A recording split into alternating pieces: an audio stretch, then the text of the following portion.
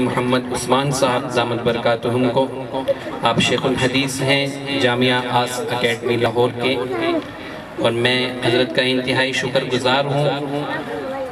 بہت ہی انہوں نے شفقت فرمائی، اور ان کے ساتھ ساتھ میں اپنے محبوب مولانا قاری قاسم جان صاحب کا بھی شکر گزار ہوں کہ ان کی محنت، ان کی برکت سے مفتی عثمان صاحب ہم تک پہنچے ہیں۔ اللہ ان دونوں حضرات کو جزائے خیر عطا فرمائے۔ اب میں ملتمس ہوں حضرت تشریف لائیں اور اپنے قیمتی ارشادات سے ہمارے قلوب کو منور فرمائیں۔ فأعوذ بالله من الشيطان الرجيم بسم الله الرحمن الرحيم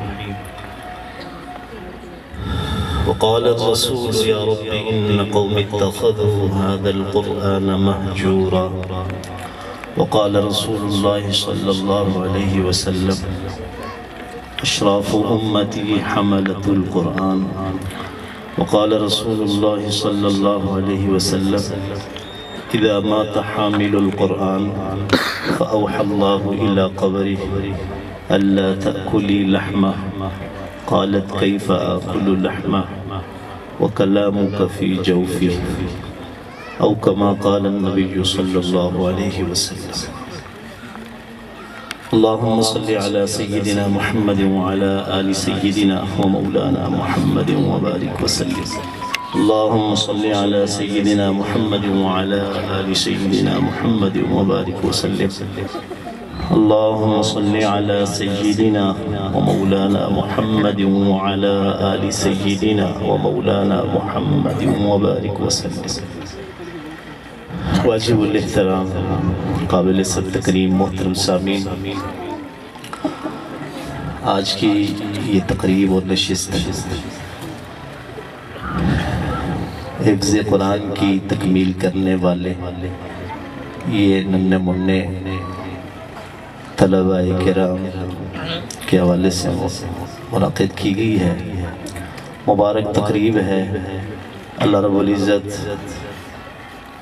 آپ سب کے آنے کو، بیٹھنے کو، سننے کو قبول فرمائے۔ اللہ تعالیٰ عمل کی توفیق نصیب فرمائے۔ مبارکباد کے مستحق ہیں وہ والدین جن کے بچوں نے حفظ قرآن کی تکمیل کی، نہایت ہی مبارکباد کے مستحق۔ آج ان کے لیے اللہ رب العزت آپ کی ان خوشیوں کو دوبالا فرمائے، اور اللہ رب العزت آپ کے ان بچوں کو نیک بنائے، قرآن مجید سے تعلق اور رشتہ تا حیات جوڑے رکھنے کی توفیق نصیب فرمائے۔ ہمارے بزرگوں میں یہ روایت تھی، وہ بچوں کی بسم اللہ بھی کرایا کرتے تھے اور آمین بھی کرایا کرتے تھے۔ ہمارے ہاں اب آمین کا رواج تو ہے لیکن بسم اللہ کا نہیں ہے۔ بچہ جب پڑھنے کے قابل ہوتا اسے کسی مکتب میں، ادارے میں یا مسجد میں پڑھنے کے لیے بھیجا جاتا تھا تو اس کی پہلے بسم اللہ کرائی جاتی تھی۔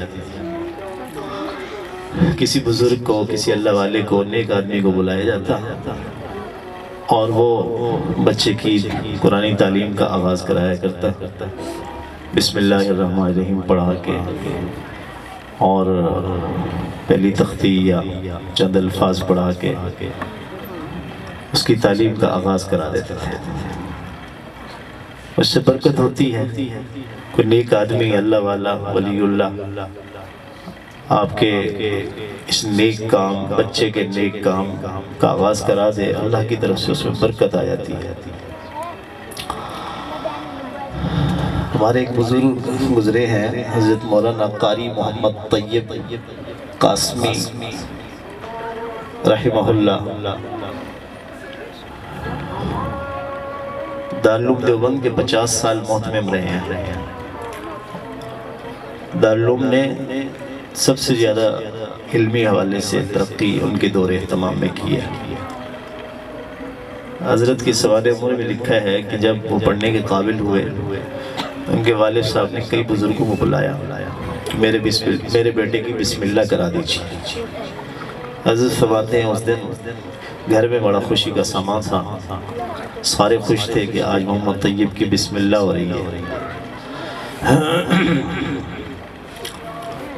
میں بھی خوش تھا اپنے ہم عمر بچوں کو بتا رہا تھا کہ آج بسم اللہ ہو رہی ہے، چنانچہ بزرگان دین تشریف لائے، پھر بسم اللہ ہوئی۔ پھر اس کے بعد والد صاحب نے فرمایا بیٹا محمد طیب میں نے آپ کو حفظ قرآن کرانا ہے اپنے لیے، تاکہ میرے لیے نجات کا سامان پیدا ہو جائے، اور آپ کو حفظ قرآن مکمل میں نے کرانا ہے۔ پھر حضرت فرماتے ہیں والد صاحب نے نہ صرف حفظ قرآن کرایا بلکہ مکمل نگرانی کی اور خبرگیری رکھی کہ کس طرح پڑھ رہا ہے اور کتنا پڑھ چکا ہے، مکمل باخبر رہتے تھے۔ اور جب میرا قرآن مجید مکمل ہوا پھر آمین کی نشست تقریب بھی رکھی گئی۔ اس وقت پہلے سے زیادہ خوشی تھی، گھر میں سارے خوش تھے کہ آج میری آمین ہے۔ چنانچہ اس موقع پر والد صاحب نے حسب استطاعت دعوت کا اہتمام بھی کیا، اعزاء اقربا کو بلایا، خوب خوش ہوئے۔ اس کے بعد جب تقریب ختم ہوئی فرمایا محمد طیب میں نے اپنے لیے حفظ تجھے کرایا ہے، اب جب تک زندہ ہوں اس حفظ کی حوالے سے آپ کو تلقین کرتا رہوں گا، آپ اسے بھولیں نہیں اور باعمل بھی بنیں، اس لیے کہ آپ اگر اس حفظ کو محفوظ کریں گے، رکھیں گے اور بھولیں گے نہیں اور باعمل بھی رہیں گے تو آپ میرے لیے نجات کا سبب بن جائیں گے۔ تو ہمارے بزرگوں میں یہ طریقہ چلا رہا ہے کہ وہ بسم اللہ بھی بچے کی کرایا کرتے تھے اور آمین بھی کرایا کرتے تھے۔ کسی بھی اچھے کام کا آغاز کسی اللہ والے سے، نیک آدمی سے کرایا جائے، اس میں بڑی برکت ہوتی ہے، کوئی بھی کام ہو۔ ہمارے ہاں تو آج کل رواج ہے نا، افتتاح ہوتا ہے، رسی باندھی جاتی ہے، پھر کینچی سے کاٹا جاتا ہے، زیادہ تر اس میں علاقے کے سیاسی لوگوں کو، سماجی لوگوں کو بلایا جاتا ہے، لیکن کسی اللہ والے کو، نیک آدمی کو بلا کر کوئی اچھا کام شروع کر رہے ہیں اس کا آغاز کرا دیا جائے، اس میں ضرور برکت ہوتی ہے۔ صحیح بخاری شریف میں ایک روایت ہے، ایک صحابی تھے حضرت عتبان بن مالک رضی اللہ تعالیٰ عنہ، ان کی عمر بہت کمزور ہو گئی تھی، بعض حضرات کہتے ہیں نابینا ہو گئے تھے، گھر ان کا مسجد نبوی سے دور تھا۔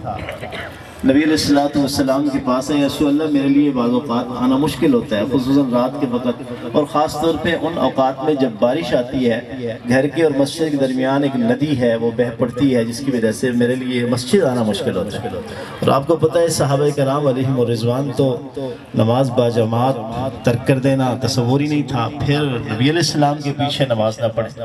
بہرحال ان کا یہ عذر تھا، نبی علیہ السلام کے سامنے پیش ہوئے اور اپنا عذر بیان کیا تو آپ صلی اللہ علیہ وسلم نے انہیں اجازت مرحمت فرما دی، انہوں نے کہا یا رسول اللہ پھر میرے گھر بھی تشریف لائیے، میں اپنی نماز اب گھر میں پڑھا کروں گا، اور گھر کی جس جگہ پہ میں نماز پڑھوں گا اس جگہ کا افتتاح بھی فرما دیجیے۔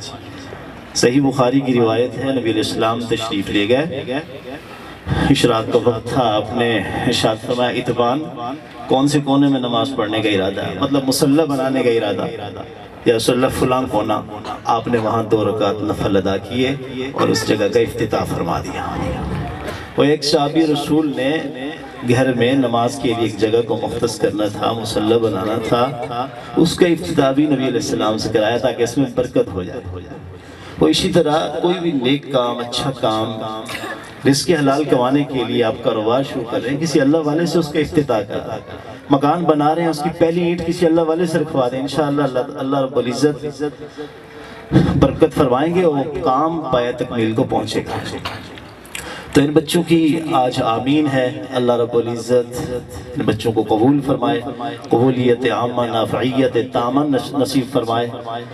ان کے والدین کو ایک بار پھر مبارکباد دیتا ہوں، روز قیامت اللہ رب العزت ان کے والدین کو تاج پہنائیں گے، ضوءہ احسن من ضوء الشمس، جس کی روشنی سورج کی روشنی سے تیز ہوگی۔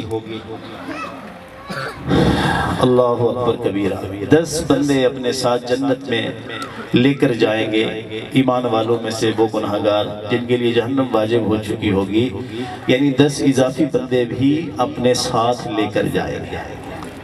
یہ کتنا بڑا اعزاز ہے، لیکن شرط یہ ہے وہ حافظ قرآن با عمل بھی ہو۔ آج لوگ یہ سمجھتے ہیں کہ صرف حفظ قرآن کرنے سے یہ فضیلت حاصل ہو جاتی ہے، اس کے بعد بچہ جو کچھ مرضی آئے کرتا پھرے، بے راہ روی کا شکار ہو جائے، غلط سوسائٹی اور ماحول کا شکار ہو جائے، کچھ بھی ہو جائے، بس حافظ بن گیا، ہماری نجات کا سبب بن گیا۔ اس کے بعد اس بچے کو یہ فیلڈ مہیا نہیں ہوئی، قرآن بھول گیا، بے عمل ہو گیا، وضع قطع اس کی شریعت کے مطابق نہ رہی، والدین فخر کرتے رہتے ہیں ہمارا بیٹا حافظ ہے۔ یاد رکھیے یہ فضیلت اس وقت ہے جب بیٹا حافظ ہو، باعمل بھی ہو۔ اگر باعمل نہیں ہے تو پھر یہ فضیلت حاصل نہیں ہوگی۔ صحیح بخاری کی روایت ہے، کتاب الجنائز اور کتاب التعبیر دونوں میں یہ روایت امام بخاری لے آئے ہیں۔ نبی علیہ السلام کا معمول مبارک تھا، روزانہ صبح کی نماز کے بعد صحابہ کرام سے خواب پوچھا کرتے تھے، کس نے خواب دیکھا ہے، پھر اس کی تعبیر ارشاد فرمایا کرتے تھے۔ ایک دن نبی علیہ السلام نے اپنے معمول کے مطابق صحابہ کرام سے خواب پوچھا تو اس دن کسی کو بھی خواب نہیں آیا۔ نبی علیہ السلام نے فرمایا کہ آج میں نے خواب دیکھا ہے اور وہ خواب تمہیں سنانا چاہتا ہوں۔ لگتا ہے اس دن اللہ نے کسی کو خواب ہی نہیں دکھایا، اپنے پیارے حبیب صلی اللہ علیہ وسلم کو خواب دکھایا۔ آپ نے پھر اپنا خواب سنایا۔ اس خواب کے اندر آپ نے 4 خوفناک مناظر جو رات کو دیکھے تھے وہ بتائے، اور اس میں 3 خوشگوار مناظر تھے وہ بتائے۔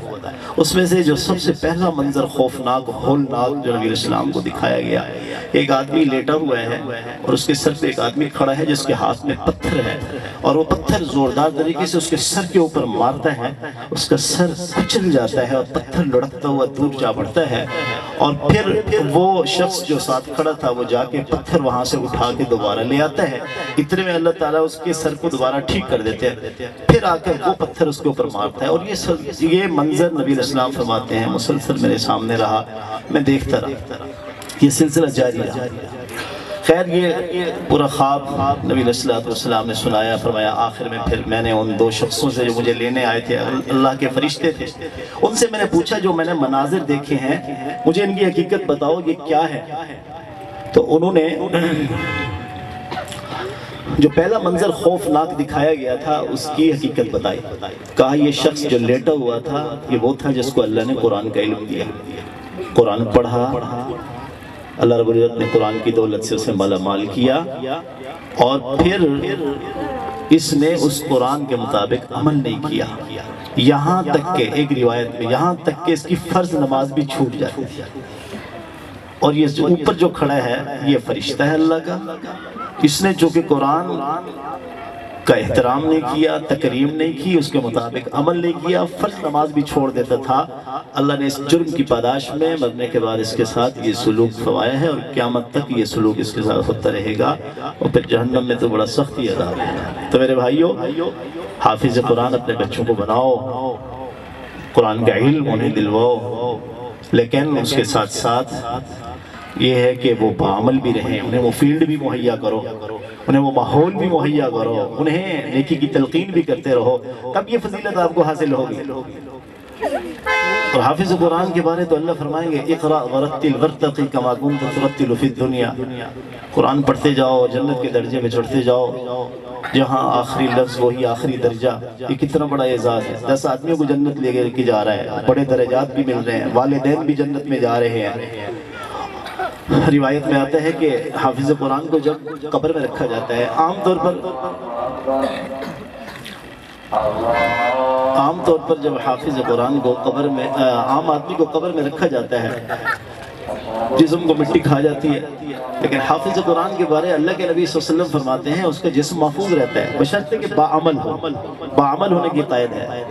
فرمایا اذا مات حامل القرآن، قرآن والا جب مر جاتا ہے فاوحى اللہ الی قبرہ الا تأکل لحمہ، اللہ تعالیٰ قبر کو حکم دیتے ہیں اس کے گوشت کو، اس کے جسم کو مت کھانا۔ قالت کیف آکل لحمہ، قبر کہتی ہے اللہ میں اس کے جسم کو کیسے کھا سکتی ہوں، وکلامک فی جوفی، تیرا کلام اس کے سینے میں محفوظ ہے۔ کتنا بڑا اعزاز ہے بھائیو۔ اللہ تعالیٰ اس قرآن کی وجہ سے حافظ قرآن کو یہ اعزاز عطا فرماتا ہے، اس کا جسم محفوظ۔ بلکہ حضرات کہتے ہیں جو حافظ قرآن کا احترام کرتا ہے اللہ اس کو بھی اعزاز سے نوازتے ہیں۔ قرآن کی وجہ سے جس نے حافظ قرآن کا اعزاز کیا، اکرام کیا، عزت کی، اللہ اس کو بھی نواز دیتے ہیں۔ ہمارے ایک بزرگ ہیں، آخری بات کر کے اجازت لیتا ہوں، ہمارے ایک بزرگ ہیں حضرت مولانا بدر عالم لیچھی رحمہ اللہ، ترجمان السنہ کتاب ہے، اس کے مصنف مؤلف ہیں۔ حضرت نے اس کتاب کے مقدمے میں بڑا عجیب واقعہ لکھا ہے، فرماتے ہیں کہ میرے والد محترم مدینہ منورہ میں فوت ہوئے، وہاں کے اصول کے مطابق مسجد نبوی میں جنازہ پڑھی گئی اور انہیں مسجد نبوی میں دفن کر دیا گیا۔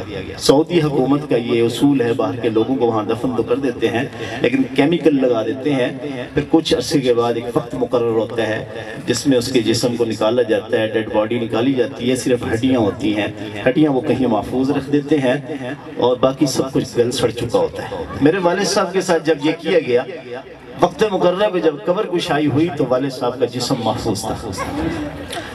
حضرت خود فرماتے ہیں وَكَفْنُهُ لَمْ يَبُلْ وَجُسَّتُهُ لَمْ تَتَغَيَّرْ، کفن پرانا نہیں ہوا تھا، جسم محفوظ تھا، ذرا برابر تبدیلی نہیں آئی۔ پھر انہوں نے اس سے زیادہ سخت کیمیکل لگا کے پھر رکھا، پھر ایک وقت مقررہ پہ قبر گشائی ہوئی، جسم محفوظ، کفن بھی تازہ صاف۔ پھر انہوں نے تیسری بار ایسا کیا، آیا پھر وقت مقررہ پہ حضرت کی قبر گشائی ہوئی، جسم محفوظ تھا۔ بڑے حیران ہوئے، پتہ نہیں اس کا کون سا ایسا عمل ہے اللہ کو پسند آیا کہ اس کا جسم محفوظ ہے۔ حضرت فرماتے ہیں میں غور کرتا رہا میرے والد صاحب کا کون سا ایسا عمل تھا زندگی کا، ہوگا کوئی بڑا اہم عمل جس کی وجہ سے اللہ نے ان کو یہ اعزاز بخشا ہے۔ فرماتے ہیں اللہ نے میرے ذہن میں ڈالا، میرے والد صاحب نے ساری زندگی حافظ قرآن کا بہت زیادہ احترام کیا ہے۔ حافظ قرآن آ جاتا تھا، حضرت بڑے احترام سے کھڑے ہو جاتے تھے، بڑے احترام سے ملتے اور بڑے پیار محبت سے خندہ پیشانی سے اس سے ملتے اور کھلاتے پلاتے بھی بہت تھے حافظ قرآن۔ اور حافظ قرآن سامنے بیٹھا ہوتا حضرت کبھی پاؤں نہیں پھیلاتے تھے، باوجود پیرانہ سالی بڑی عمر کے پاؤں بھی نہیں پھیلاتے تھے، کہتے تھے جب قرآن کا ادب لازم ہے تو جس کے سینے میں قرآن ہے اس کا ادب بھی لازم اور ضروری ہے۔ کہتے ہیں بس مجھے اللہ نے ذہن میں یہ بات ڈالی، میرے والد صاحب کا یہ عمل تھا، اس کی بدولت اللہ نے ان کے جسم کو محفوظ رکھا، کیونکہ حافظ قرآن کا جسم بھی قبر میں محفوظ، اس کا اعزاز، اس کی تکریم کرنے والا، اس کا احترام کرنے والا اللہ رب العزت اس کے جسم کو محفوظ رکھتے ہیں۔ اللہ رب العزت مجھے اور آپ کو عمل کی توفیق نصیب فرمائے، اللہ ہم سب کو با عمل بنائے۔ وآخر دعوانا الحمدللہ رب العالمین۔ اللہ پاک ہم سب کو عمل کی توفیق عطا فرمائے۔